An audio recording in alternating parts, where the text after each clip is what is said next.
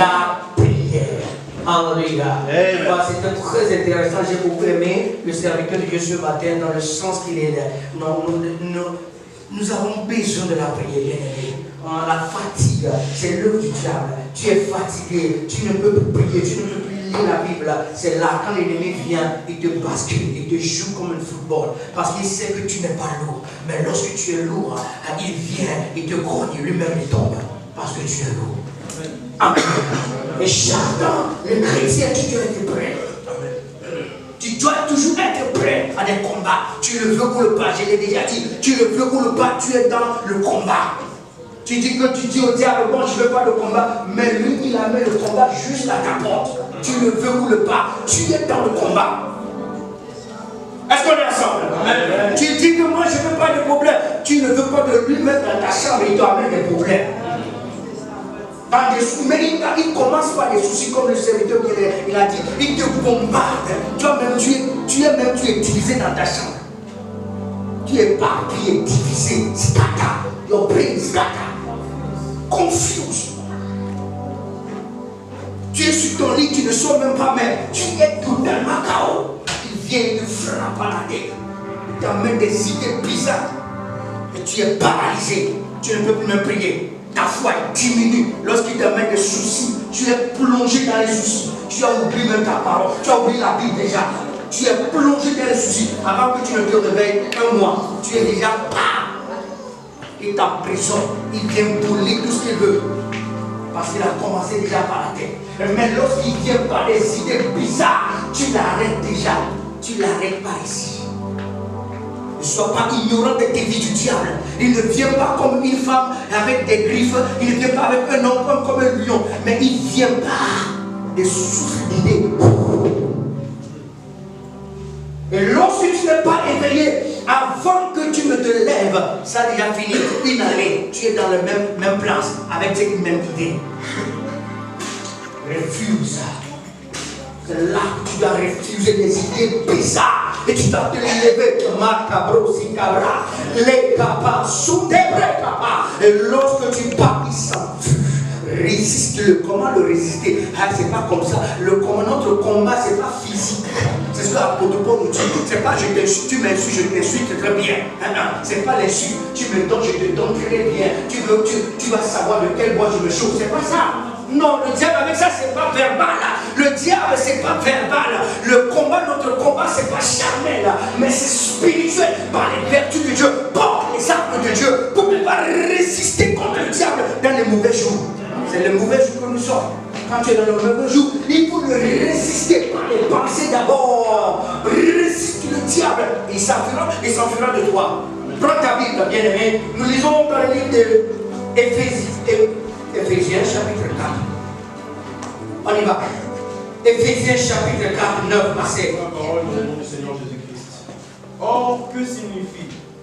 Il est monté, sinon qu'il est aussi descendu dans les régions inférieures de la terre.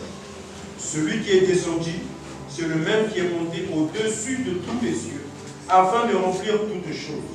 Et il a donné les uns comme apôtres, les autres comme prophètes, les autres comme pasteurs, docteurs, pour le perfectionnement des saints. Combien il s'agit de combien de ministères là-bas? 5. Il s'agit de combien de ministères? 5. Parlez, il s'agit de combien de ministères? 5. Voilà. Ok, vas-y, on répète là-bas encore. Il a donné les uns comme apôtres. Comme quoi? Apôtres. Vas-y, numéro 2. Les autres comme prophètes. Prophètes.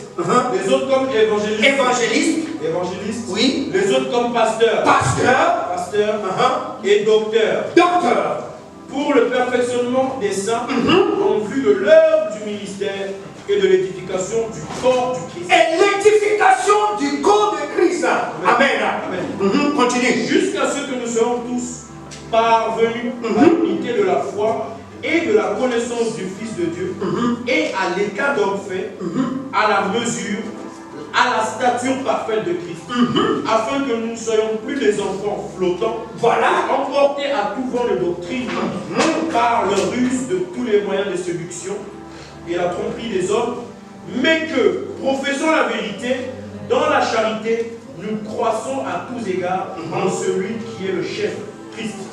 C'est de lui et grâce à tous les liens de son assistance que tout le corps, bien coordonné et formant un solide assemblage, tire son accroissement selon la force qui convient à chacune de ses parties et s'édifie lui-même dans l'amour. Amen.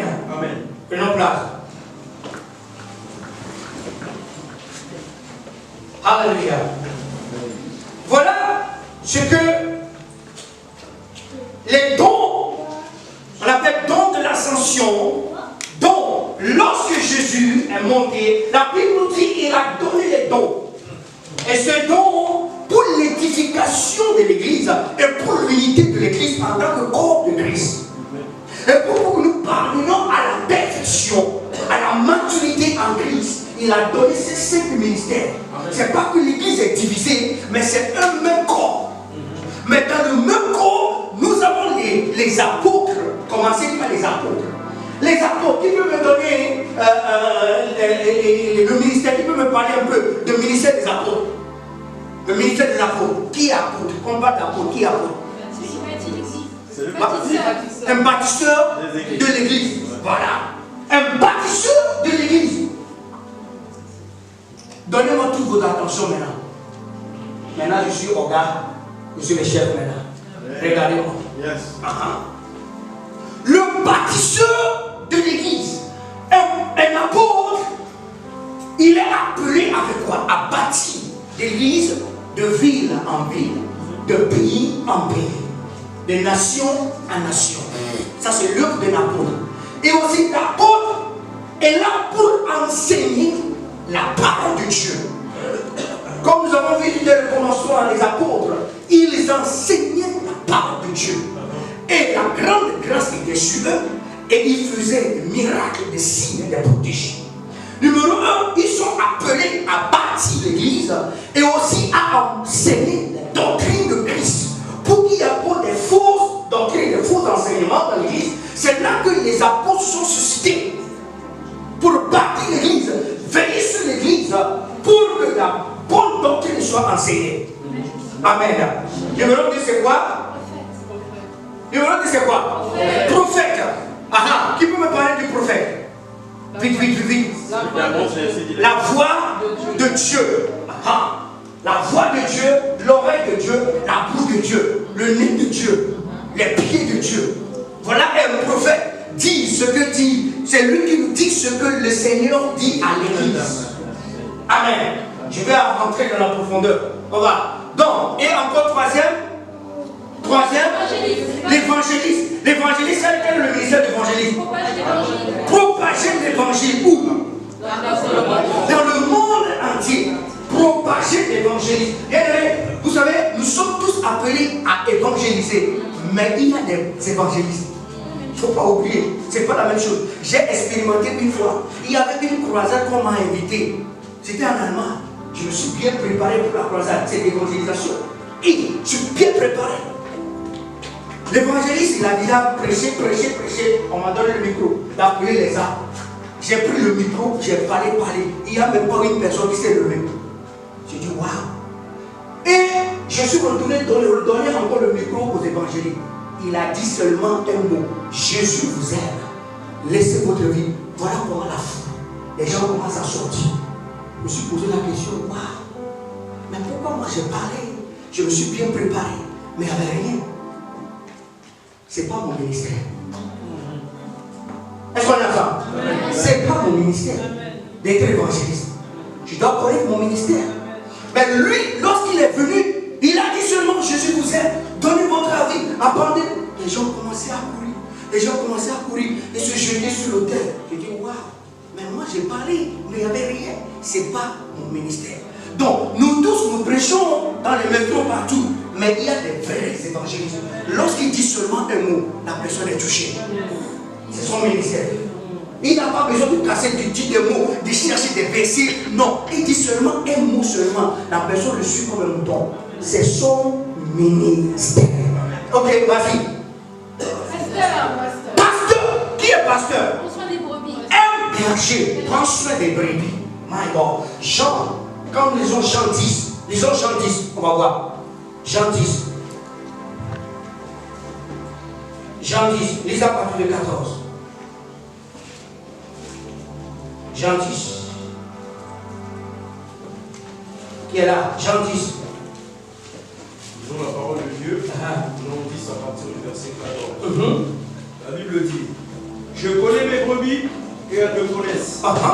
Comme le Père me connaît et que je connais le Père, je donne ma vie pour mes brebis. Donc, le berger, le pasteur, donne sa vie pour ses membres. Est-ce qu'on est ensemble? Est-ce qu'on est ensemble?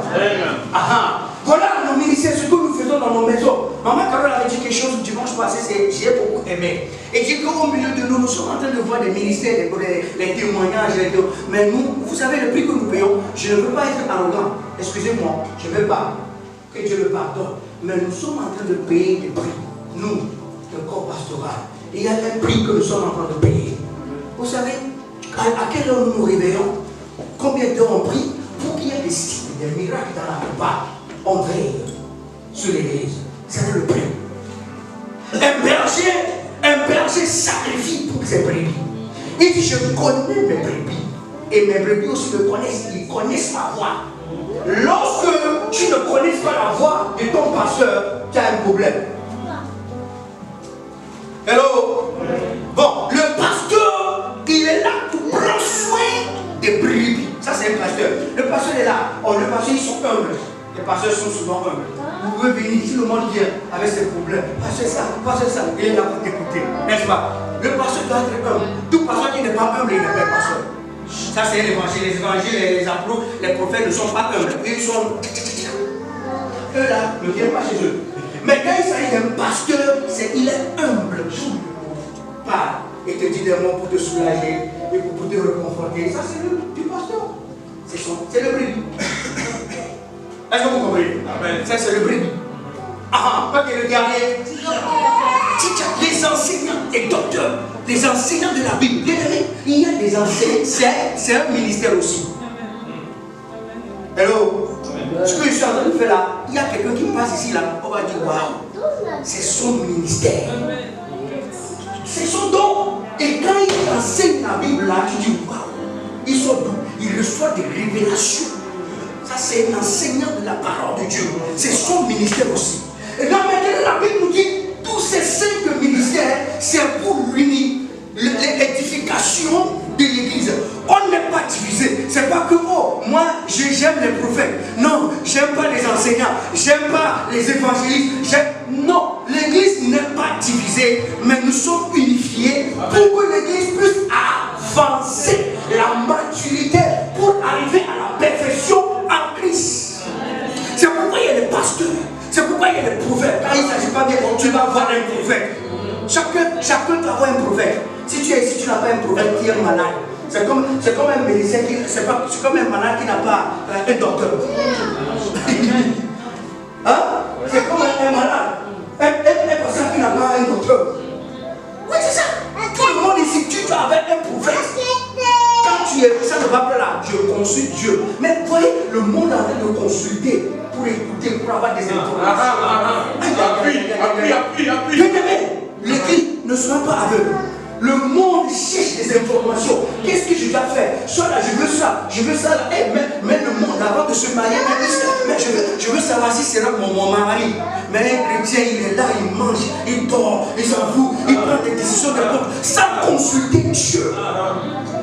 C'est là nos erreurs. Lorsque nous sommes tombés maintenant dans le problème, on revient en pleurs. Parce que tu as pris une décision sans consulter ton Dieu. Nous sommes tous victimes à des décisions que nous avons prises. Nous avons pris des décisions sans consulter Dieu, un nom de Dieu. Hey, écoute, je vais écouter Dieu. Hey, ce que dit Dieu concernant cette situation. Avant de prendre cette décision, je dois écouter de Dieu. Et lorsque tu écoutes de Dieu, tu es rassuré. Même les vagues, les montagnes vont se lever, mais reste à ton cœur. Parce que ainsi dit l'Éternel. Alors je me bâtis sur la parole de Dieu. Ainsi dit l'Éternel. Alors tu es pour bouger. Voilà les 5 ministères que l'Église, Jésus a donné à l'Église, le corps de Christ, pour la perfection, la maturité de l'Église en tant que corps de Christ. Alors l'Église, nous ne sommes pas divisés. Nous ne divisons pas l'Église. Quand il s'agit des prophètes, oh, on veut tous courir vers les prophètes. Non. On veut tous courir vers les docteurs. Non. On veut tous courir vers les pasteurs. Non. Les évangélistes, on ne regarde pas. Non. les docteurs, on ne les regarde pas. Non, tous pour l'édification de l'église. Est-ce qu'on est ensemble? Aujourd'hui, tout le monde veut courir vers les prophètes. Prophète. Non, ce n'est pas seulement les prophètes, il y a des pasteurs prophètes. Amen. Il y a des pasteurs prophètes. Il y a des docteurs prophètes. Il y a des évangélistes prophètes. Est-ce qu'on est ensemble? C'est pas seulement c'est le prophète seulement qui va écouter devant. Non. Il faut respecter tout ce ministère dans l'église. Est-ce qu'on comprend? Maintenant, c'est parce que cette énergie sur l'église est en train de se dévier là.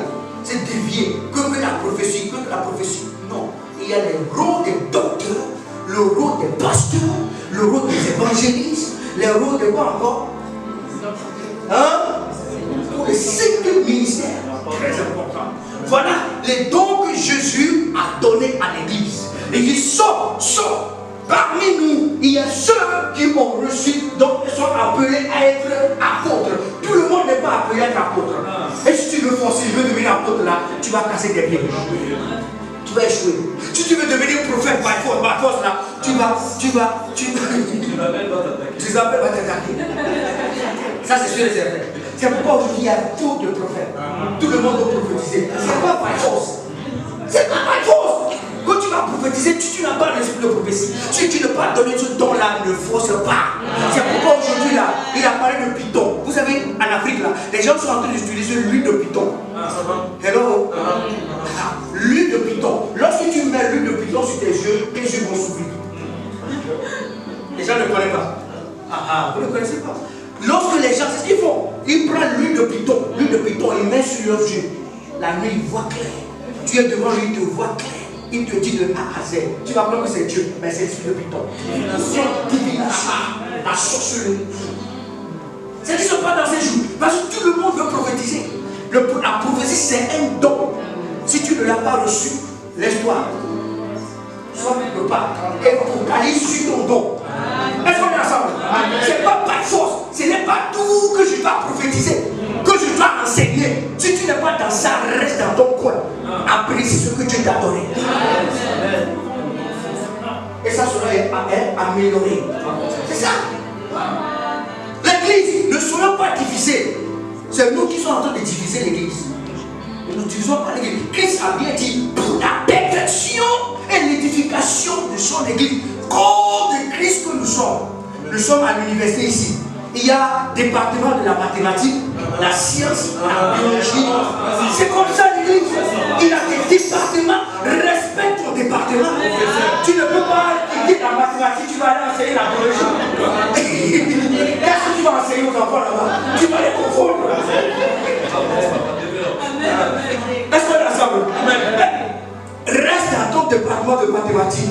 Tu sais bien faire les équations, les sinus, les voies, les biologies, la symétrie dans les yeux. Concentre dans ton département. C'est là le problème de l'église. Tout le monde veut devenir prophète. Non. C'est bien que la Bible a dit dans les derniers jours, je répands mon esprit. Mais nous prophétisons. Écoutez-moi bien. Je vais rentrer là-bas. Nous prophétisons, mais ça ne veut pas dire que je suis prophète. Amen. Alors, je vais rentrer là-bas. Moi, je ne peux jamais m'appeler prophète. Je ne suis pas encore arrivé à la dimension d'un prophète. Parce que quand je vais développer ça, un prophète, il a les dons. C'est un don qu'il doit posséder. Ce n'est pas seulement le don vocal. Non. Le discernement. Parole de connaissance, de sagesse, opère de miracles, fait des miracles. Ça, c'est ce qu'on appelle un prophète. Il a un office et bureau. Il a son bureau. Vous comprenez? Nous tous, nous pouvons prophétiser ici. Comme on fait d'habitude là. On prophétise là. C'est pas du tout, je suis prophète. Non. Je ne suis pas prophète. Je ne suis pas encore arrivé là. Je suis en train de prier le Seigneur, supplier le Seigneur pour que j'arrive là-bas. Parce que quand j'arrive là-bas, tu viens devant moi, je te dis A à Z. Devant, derrière, par présent. Voilà. Clair. J'ai été au pays, nous avons l'école des prophètes. Vous savez, c'est terrible. Au pays, il y a des écoles des prophètes. Je suis parti enregistrer. Les examens d'entrée, vous savez c'est quoi? Et comment ils font ça? Les examens d'entrée, ils te présentent une personne. Tu Tu dois être capable de donner son nom, sa date de naissance, d'où il est né, son pays, son caractère, le décrit de A à Z, avant d'être accepté de rentrer dans l'école. Tu es prophète, non? Ok, dis-lui, parle-lui son passé. Maintenant, son nom. Personne ne dit son nom, sa date de naissance. Il est né où? Tu es prophète, non? Quel est son problème? Dis-le immédiatement. Et la personne est là pour confirmer. Si tu passes à côté, tu n'es pas arrivé. Papa, je suis parti là-bas, je n'ai pas fait ce point. Je ne peux même pas rentrer là-bas. Ça, c'est pour aller dans l'école des prophètes. Quoi? Qui t'a dit ça? Il faut avoir le don de prophète. Il faut être né prophète. Alors dans le livre de 1 Corinthiens, chapitre 12. Chapitre 12. 4. Voilà. Il y a diversité de dons, voilà, mais il y a même esprit. Même esprit. Diversité de ministères, mais le même Seigneur. Diversité d'opérations, mais le même Dieu qui opère tout en tous. Or, à chacun la manifestation de l'esprit est donnée pour l'utilité commune. En effet, à l'un est donné l'esprit, une parole de sagesse. À un autre, une parole de connaissance. Il faut compter selon le même esprit. 2. À un autre, la foi par le même esprit. 3. À un autre, le don de guérison par le même esprit. 4. À un autre, le don d'opérer les miracles. 5. À un autre, la prophétie. 6. À un autre, le discernement des esprits. 7. À un autre, la diversité des langues. 8. À un autre, l'interprétation des langues. 9. Un seul et même esprit opère toutes ces choses, les distribuant à chacun en particulier comme il le veut. Comme il le veut. Donc, les dons spirituels, c'est combien? Combien? 9 dons spirituels. 9 dons spirituels. L'esprit les distribuant comme il le veut. Donc, ce que nous pouvons faire ici, c'est l'esprit qui le veut. Amen. Si nous pouvons prophétiser ici, c'est ce que l'esprit veut. C'est pas ce que nous voulons. C'est pourquoi des fois il y a des prophètes qui disent aujourd'hui là, je vais prophétiser. Aujourd'hui là, je vais prophétiser. Dito. Le jour qu'il est venu là, le jour là, l'esprit dit que non. Oh, tu ne prophétises pas. J'ai vu ça plusieurs fois. Et la personne qui est là, il est en train de. Il ne sait pas ce qu'il dit. Il est confus. Parce que lui-même, il s'est préparé. Aujourd'hui, là, je vais prophétiser. Je vais prophétiser. Et le jour J, le Seigneur dit enseigne. Et là, il ne veut pas écouter l'enseignement. Il veut forcer à prophétiser. C'est là qu'il va commencer à mentir. C'est là qu'il va commencer à mentir. Des fois, vous voyez, des fois, nous, on vient ici. C'est ce que j'ai fait, j'ai préparé pour faire. D'un coup, l'esprit a changé. On respecte. Des fois, j'ai envie de. C'est tout. C'est ce que l'esprit veut. Tu ne peux pas forcer. L'esprit donne comme il veut. Bien, nous avons ces 9 dons. Mais les 9 dons là sont divisés en 3 groupes. Les dons vocaux. Qui peut me dire, il y a 3 dans les 3 vocaux. Quels sont les 3? La prophétie, numéro 1. Parole de connaissance, parole de sagesse. Parler de quoi? Parole de connaissance, parole de sagesse. Ça c'est la prophétie, ça c'est vocaux. Prophétie des langues et l'interprétation des langues. Voilà. Vas-y, répète. Prophétie, parler les langues et l'interprétation des langues. Voilà. Prophétie. Premièrement, parler en langue.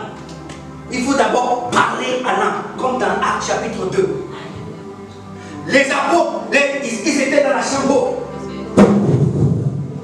L'âme de feu est tombée sur eux. Et commençaient à parler en langue, la glossanie, une langue du ciel. Alléluia. Et aussi, parmi eux, Dieu a donné une sagesse à certains parmi eux d'interpréter. Des fois, ça m'arrive, si je suis tellement à l'esprit, des fois je prophétise, je peux interpréter. Tu peux traduire, ça m'arrive. Et aussi, j'ai vu, lorsqu'on était dans la jeunesse, on faisait chaque temps, on faisait les veillées, on ne cherchait que les dons. Je voyais un jour, un vendredi comme ça, oh, on commençait à parler, j'ai un frère qui s'est levé, il a interprété de A à Z. Ce que dit l'esprit. Et lorsque nous sommes en train de parler à langue, c'est bien une langue célestielle, n'est-ce pas, qui vient du ciel. Mais nous ne le comprenons pas. La Bible dit premièrement, c'est pour l'édification de soi-même. Parce que tu ne sais pas prier, alors le Saint-Esprit prie à travers toi. Mais tu dois aussi arriver à comprendre ce que tu es en train de dire. La Bible dit nous sommes en train de magnifier, de parler des choses mystiques à Dieu. Mais des fois, il faut que tu comprennes. Amen.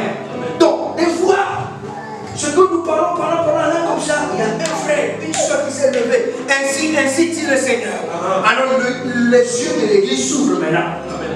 On n'est pas aveugle. Est-ce qu'on est ensemble? Alors, lorsque tu prophétises, lorsque tu parles la langue, c'est pour t'édifier et édifier l'église aussi, bénéficier l'église de ce que l'interpréter pour que l'église soit bénéficiée. Amen. Aha. Et aussi quoi? Interprétation et aussi la prophétie. C'est ça. Parler en langue, interpréter maintenant la langue et maintenant prophétie. La prophétie, au fait, il ne faut pas confondre la prophétie et la parole de connaissance. C'est ce qui se passe aujourd'hui. Des fois, quand on dit des paroles, ce n'est pas la prophétie. C'est des paroles de connaissance. La prophétie est venue pour édifier. La prophétie, c'est comme ça.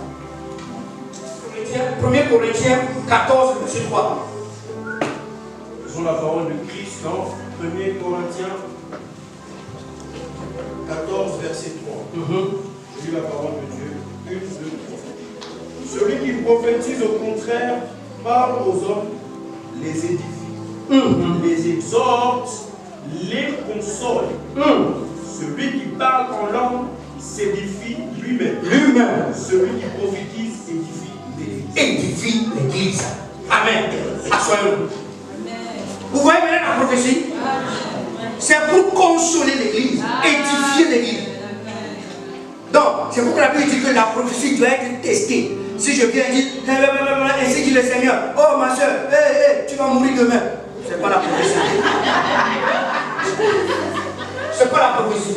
Il faut qu'on l'amène ça directement. Ça, c'est pas la prophétie. La prophétie vient pour corriger, édifier, consoler. Lorsque tu passes à travers les problèmes, le prophète dit, ainsi dit le Seigneur, ce que tu es en train de traverser la vallée là, tu ne mourras pas. Le Seigneur va t'élever, le Seigneur va te sauver, tu auras la victoire dans peu de temps. C'est là la prophétie. Est-ce qu'on est ensemble? Pour bâtir ta foi, pour te lever, pas pour te casser. Non, tu vas mourir. Oh, tu es maudit. Il faut dire à ce prophète là, tu es faux. Bien fait. Dieu m'a dit, je ne mourrai pas, mais je vivrai. Amen. C'est pour te paniquer. La prophétie, ce n'est pas pour te paniquer. Mais la prophétie d'ailleurs vient pour nous corriger. Si tu marches dans le péché, la prophétie vient. Il te réprimande. Ça, il ne faut pas oublier ça. La prophétie vient. Tu es en train de marcher sur un mauvais chemin. Si tu ne te détournes pas, il y a un danger. Ça, c'est pour faire quoi? Pour te redresser. Est-ce qu'on est ensemble? Ça, c'est la prophétie. Pour te redresser, pour te consoler et pour t'édifier. Ça, c'est la prophétie. Donc, c'est un peu différent. Ce que nous faisons ici, là, c'est pas la prophétie. C'est les paroles de connaissance qui sont souvent ici. Est-ce qu'on est ensemble? Ok. Maintenant, boss, tu as commencé. Vas-y maintenant. Non, tu as parlé des dons beaucoup, non? Quoi encore? Dons de révélation. C'est 3 dons de révélation. Numéro 1, c'est quoi? La parole de connaissance. D'abord, la connaissance. Oui, parole de connaissance. C'est la parole de connaissance va dans ton passé, ton présent et rentre dans ton futur.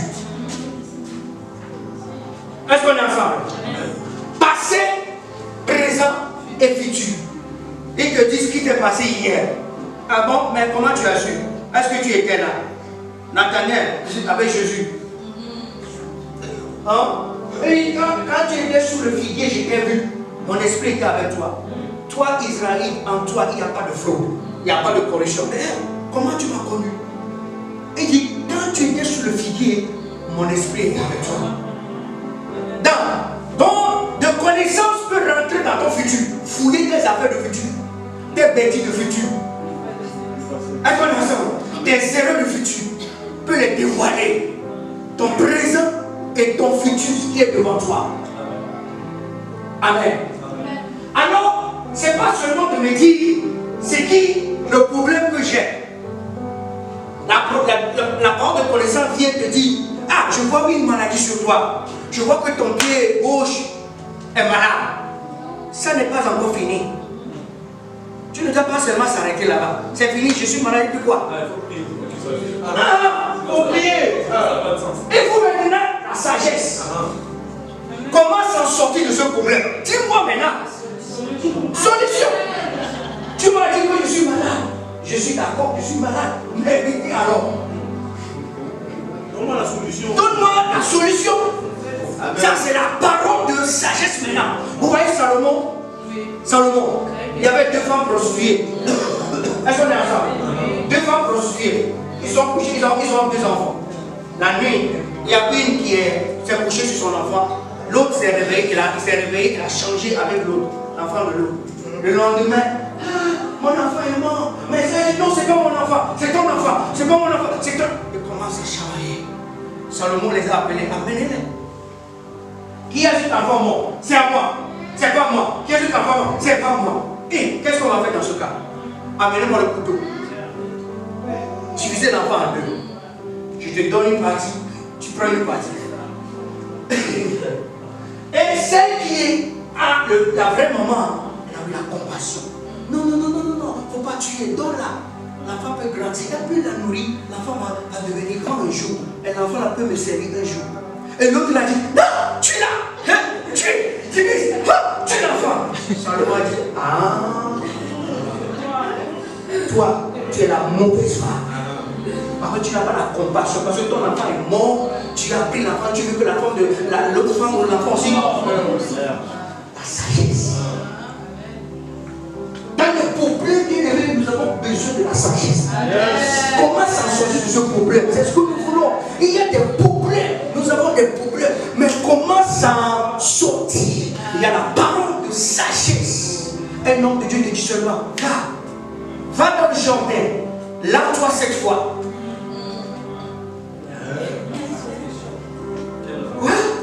La lèvre. Chez moi, il y a des bonnes eaux. Douche. C'est la douche et moi, je suis un prince. J'ai ma piscine. Tu me dis d'aller chanter l'eau là. Mais la fille a dit, hé Master, écoute seulement, vas-y seulement. Vas-y seulement. Lui là, on le connaît, c'est un prophète. Vas-y seulement. Vas-y selon sa parole. Il était s'est baigné, il s'est touché 7 fois. La lèvre disparaît. Vendredi, nous avons prié ici. Nous avons fait boire l'huile d'onction. Les gens n'ont pas compris. Pourquoi ils ont fait boire l'huile d'onction? Ça vient d'où? C'est écrit dans où la Bible là? Où est-ce que c'est écrit dans la Bible qu'on doit boire l'huile d'onction? C'est pas la tête. C'est pas la sagesse humaine. C'est pas ton université que tu as été. C'est pas la psychologie. C'est pas l'éducation. Ça vient de Dieu. Et c'est pas tout ce qui est écrit dans la Bible. Faut pas être aveugle. Hein? Donc, ça, je n'ai pas vu ça dans la Bible. Alors je ne vais pas le faire. Il n'y a pas tout écrit. Tout ce que Jésus a fait n'est pas tout écrit dans la Bible. Jésus a passé 40 jours en enseigner les mystères de Marie. On n'a jamais entendu ça. Mais la vraie Bible, même on ne peut pas porter ça. C'est pourquoi on a diminué. La vraie Bible, c'est comme ça. Volumineux. On ne peut pas. On ne peut pas. Alors, le Saint-Esprit de nos jours, le Saint-Esprit n'est pas un robot. C'est comme ça qu'on a fait. C'est comme ça que ça va rester. Ça va rester toujours comme ça. Non. Un Dieu mystique. Il fait à son temps, sa saison. Il fait de nouvelles choses. Il donne de nouvelles ordres. Vous comprenez? Donc si on a fait avoir l'huile d'onction, on est en train de prier pour la contamination spirituelle. Hein? Donc lorsque tu bois l'huile là, l'huile neutralise tout ce qui est ton ventre qui a été contaminé, ton âme qui a été contaminée là. C'est là l'explication. Lorsque tu bois l'huile d'onction, est-ce qu'on prend l'huile d'onction ou pas? Amen. Hello? Amen. Est-ce que tu prends l'huile d'onction ou pas? Amen. Est-ce que l'huile d'onction c'est biblique ou pas? Amen. Ah, c'est biblique? Oui. Eh bien on applique maintenant, tu poses des questions. Non, c'est pas la sagesse lui-même. Bien aimé, il faut comprendre les choses. Et quand tu es avec un prophète, on ne pose pas des questions. Fais comme il a dit. On t'échoue avec un prophète. Tu vas passer à côté de ton miracle. Les prophètes n'ont pas même pas le temps pour t'expliquer ça. Ils te disent même pas. Vas-y. Les prophètes n'ont pas de cœur. Les prophètes sont. Vous comprenez? Donc Dieu est un Dieu, il n'est pas limité. Dieu de sagesse. Amen. Et quoi encore? Discernement des esprits. Hey, bien aimé. Ah, ça c'est très fort. Discernement des esprits. Discernement des esprits. Est-ce qu'on peut lire Actes chapitre 16? Actes chapitre 16.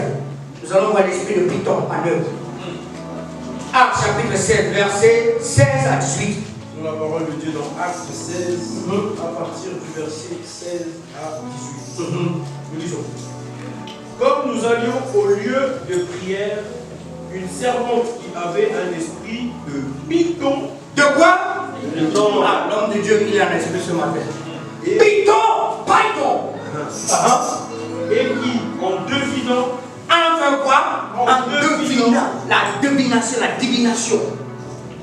Procurer un grand profit à ses maîtres, vint au devant de nous et se mit à nous suivre, Paul et nous. Elle criait: ces hommes sont les serviteurs de Dieu très haut, et ils vous annoncent la voie du salut. Elle fit cela pendant plusieurs jours. Plusieurs jours! Ils étaient là, ils croyaient que c'est une évangéliste. Et ce qu'elle disait, c'est vrai. Ce sont des hommes de Dieu, ils sont loin. Écoutez-les, écoutez-les. La fille est en train de chamailler, de crier devant eux. Paul est là, de crier. Écoutez-les. Vas-y. Paul, fatigué, se retourna vers l'esprit. Je t'ordonne, au nom de Jésus-Christ, de sortir d'elle. Et il sortit à l'heure même. Les meufs de la servante, voyant disparaître l'espoir de leur gain, se saisirent de Paul et de Silas et les traînèrent sur la place publique devant les magistrats. Amen. Amen. Amen. Vous voyez comment le monde font leur gain à travers l'esprit de la divination. Hello? La divination. Vous voyez à la télé là, il y a des femmes qui vont à la soirée à la télé, ils jouent la carte. Et voyez, et appelez ce numéro. Ah, quand tu appelles ce numéro, je vais te dire de A à Z ce qui va arriver à toi, ce qui est dans ta vie. Et les gens suivent bêtement. Et disent que c'est vrai, oh, ça va arriver. Les gens qui suivent l'horoscope.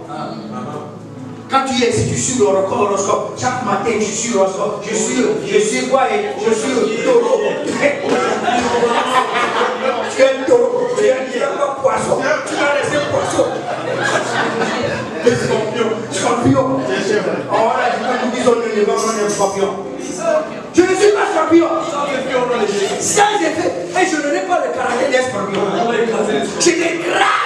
J'écrase la tête. Amen. Le scorpion est vilain, dangereux. Quand il te mord là, le scorpion il est là, mais quand tu le cherches, il te mord. Bien aimé, il ne faut pas suivre ces choses, c'est la divination.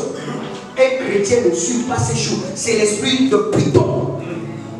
Comme j'ai déjà dit là, c'est l'esprit de Python qui est derrière. Et la fille voyait, elle a vu que c'est Paul et Silas, ils sont des apôtres, ils sont loin de Dieu. Elle est en train de les évangéliser, en train de parler. Elle a de plusieurs jours. Ah, Paul est fatigué, la fille là, c'est pas l'esprit de Dieu. Ça, c'est le discernement de l'esprit. Tu restes avec des gens, mais tu ne les connais pas. Tu manges avec des gens, mais tu ne les connais pas. L'esprit, il faut l'esprit de discernement. Qui est cette personne exactement? Seigneur, montre-moi cette personne.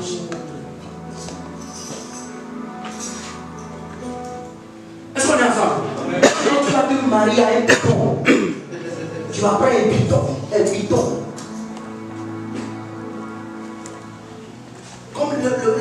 l'homme de Dieu l'a expliqué. Python, il vient. Lui, il n'a pas de venin, n'est-ce pas? Vous croyez les autres avant de t'avaler. Je regardais, il y avait une femme qui a été avalée par un python. Une femme. Surprend, elle saute sur toi. Voilà même les animaux, le python, même les animaux. Entrelacés, c'est comme ça? C'est comme ça que vous dites ça? Oui. Et après avoir affaibli, l'animal meurt, il avale maintenant. Il prend son temps pour l'avaler. Donc, beaucoup de hommes de Dieu sont en train d'utiliser cet esprit. L'esprit de python. Il peut bien prophétiser. Tu vas dire, c'est un homme de Dieu, c'est eux.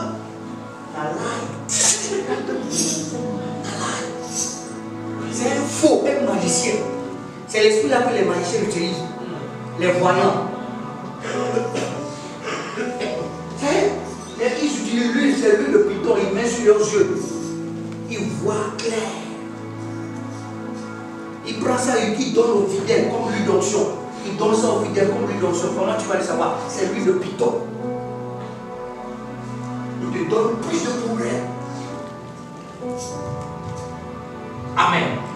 Et le troisième dernier, les dons de puissance. Numéro 1, la foi. Faites la foi. La foi. Il y a la foi, il y a la foi. Nous tous nous avons la foi. Mais il y a quelqu'un qui a le don de la foi. Même quand tu as AVC, tu as HIV, il te dit, moi je crois que tu es guéri. Voyant la situation, mais lui il voit autre chose. Il faut avoir cette dimension de foi pour pouvoir. C'est là que vient maintenant les miracles. Si tu n'as pas cette foi-là, tu ne peux pas opérer les miracles. Amen, amen, amen. Ouais, quand tu n'es pas arrivé à cette dimension, tu ne peux pas opérer les miracles. Parce que lorsque tu vois la situation, toi-même tu es déjà affaibli. C'est fini. C'est fini. C'est fini. C'est fini.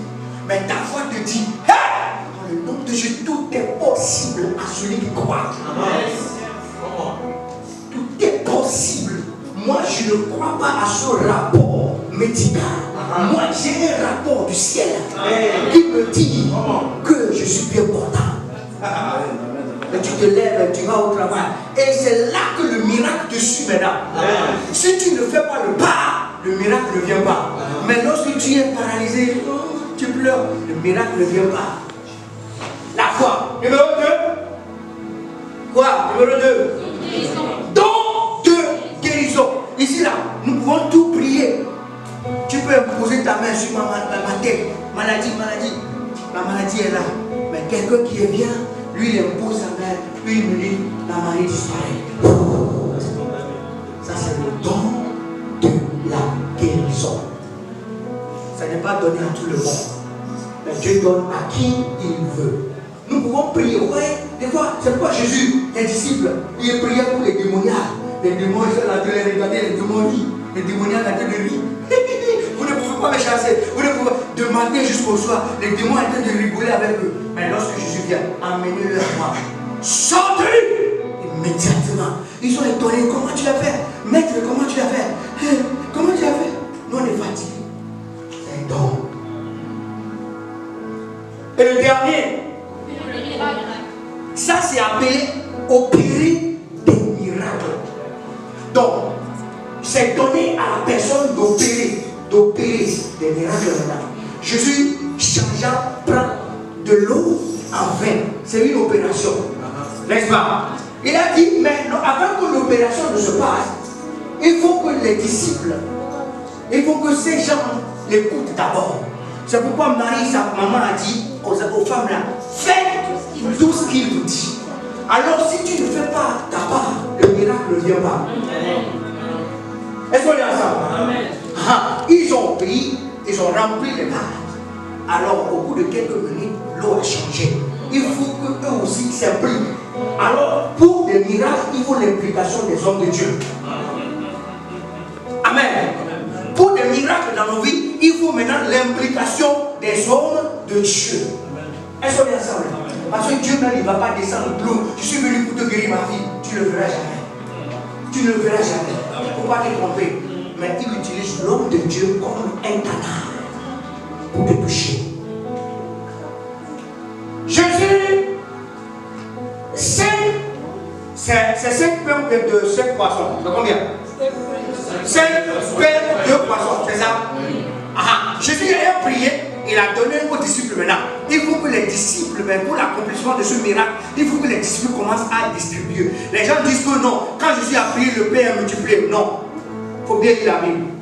Jésus ayant prié immédiatement, le pain ne s'est pas multiplié. Pas de problème.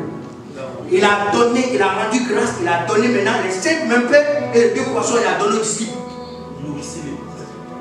Partagez là. Et lorsqu'ils ont commencé à faire le pas de partager, le miracle suit. Le pain ne finit jamais. 5 pains, prends. Et encore 5 pains, prends. Et encore 5 pains, prends. Et encore 2 poissons, prends. Il faut que les disciples participent au miracle de Jésus. Vous savez, les disciples n'ont pas pensé à eux-mêmes. D'abord, ils doivent même cacher les pains là d'abord. Parce qu'ils avaient fait aussi. Mais ils ont pensé aux autres. Amen. Ils ont distribué d'abord, avant que les miracles les accompagnent. Donc, l'implication des hommes de Dieu sont très importantes dans ta vie, dans ta guérison, ton miracle. Il faut des hommes de Dieu. Amen. Je pense que nous allons l'arrêter là-bas. Nous allons prier un peu pour chauffer l'église. Ces dons sont très importants dans l'église. Alors, quand le python vient pour étouffer les dons qui sont à nous. Lève-toi maintenant. Est-ce que c'est clair? Est-ce qu'on a bien compris? Alors, les dons là, lorsque tu as reçu Jésus et tu as reçu le Saint-Esprit, un don a été donné. Est-ce qu'on est ensemble? Parce que premièrement, il faut réaliser le don que Dieu t'a donné là. Après aussi, il y a les services. On va parler aussi des services. Il y a aussi des services. Mais les dons, c'est très important. Bien aimé, cherchez premièrement le royaume des cieux et sa justice. On parle des dons. Lorsque tu as un don, Natacha, tu as les dons de guérison. Tu pries pour quelqu'un qui est riche. Il est milliardaire. Il cherche la guérison. Tu imposes sa main. Il est battu contre tous les médecins. Il n'est pas guéri. Il a l'argent, mais l'argent n'avait pas sauvé. Le jour où tu as imposé ta main, et son diabète disparaît en même temps. Comment il va te recompenser? Il prend 3 maisons, 3 villas, prend 200 000 €, rien pour lui. Parce qu'il est milliardaire. C'est là, cherche d'abord le royaume de Dieu. Lorsque tu cherches ce qui est en haut là, lorsque tu as les dons, le reste t'accompagne. C'est là le secret des hommes de Dieu. Vous voyez les hommes de Dieu s'enrichissent là, ils n'achètent rien. Ne soyez pas jaloux. Ils n'achètent rien. Les gens font des trucs, des buzz sur l'internet, l'homme de Dieu il est dans toi. Il n'a pas acheté. Parce qu'il a le don, il bénéficie de son don. Celui qui travaille à l'hôtel ne doit pas manger de l'hôtel. Il mange. Il va manger où? Il va manger où? Mais quand tu vois l'homme de Dieu s'habiller, tu es jaloux. Lui, tu veux que l'homme de Dieu soit chétif. Mais il y a des gens comme ça. Nous là, on est en train de prospérer là, des menteurs. Mais lorsque tu galères, je préfère que l'homme de Dieu galère. Mais lorsque j'étais dans les déserts, la personne me connaît. Tu ne sais pas, mais lorsque Dieu commence à me récompenser, les gens vont parler. Je connais des hommes de Dieu. Il a 48 voitures sur sa cour. Il n'a pas acheté un.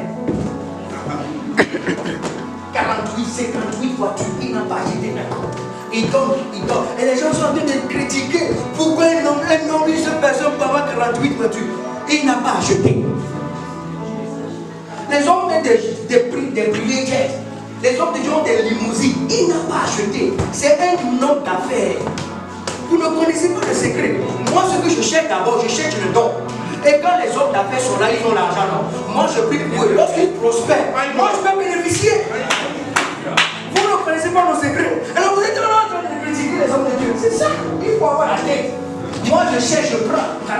jeûne. Seigneur, donne-moi seulement le don là. Lui, il a l'argent. Il a besoin de la santé. Lorsque je prie pour son pied là, qui est malade là, il est gris là, il me donne une limousine. Ah! Venez. C'est comme ça. C'est pourquoi la Bible dit chercher premièrement le royaume de Dieu et sa justice. Il parle des dons. Les choses d'en haut. Lorsque nous cherchons les choses d'en haut, bien-aimé, tu as besoin de seulement une idée pour s'en sortir de ton problème. Parce qu'on est ensemble. Une clé. L'idée a fait des gens des millionnaires. Bill, ce sont seulement la tête, les idées, la sagesse. Un don, sagesse. Il lance seulement une phrase. Il est devenu milliardaire. Une phrase seulement. Il est devenu milliardaire. C'est Dieu qui donne la sagesse. Programme. Le jeune homme qui a fait Facebook. Facebook, c'est seulement une idée. Une idée. C'est la sagesse que Dieu donne. L'église, on manque de ces idées. C'est pourquoi l'église, nous avons besoin des dons de se manifester dans le pays, dans la vie de nos enfants. Les enfants qui vont investir, qui vont inventer la technologie. La technologie, on a besoin au milieu des chrétiens. Les chrétiens ne doivent pas être toujours des bêtas ou des mendiants. Non. Nous sommes remplis du Saint-Esprit qui nous donne des idées, la connaissance, la sagesse. Il nous donne le passé, le présent, le futur. Et nous sommes en train de s'ouvrir. Le monde est en train de prospérer. Bien aimé, nous allons réveiller ces dons. Aujourd'hui, nous allons terminer tôt. Après, nous allons donner 3-4 témoignages et puis nous allons terminer. Bien aimé, nous allons prier. Tu as un problème, j'ai un problème. La solution à ton problème. Comment s'en sortir de ce problème? Comment s'enrichir? Les dons, les 9 dons sont très importants pour l'édification de l'église. Est-ce qu'on peut lever nos voix? Commence à dire merci au Saint-Esprit parce qu'il est là. C'est le Saint-Esprit qui donne.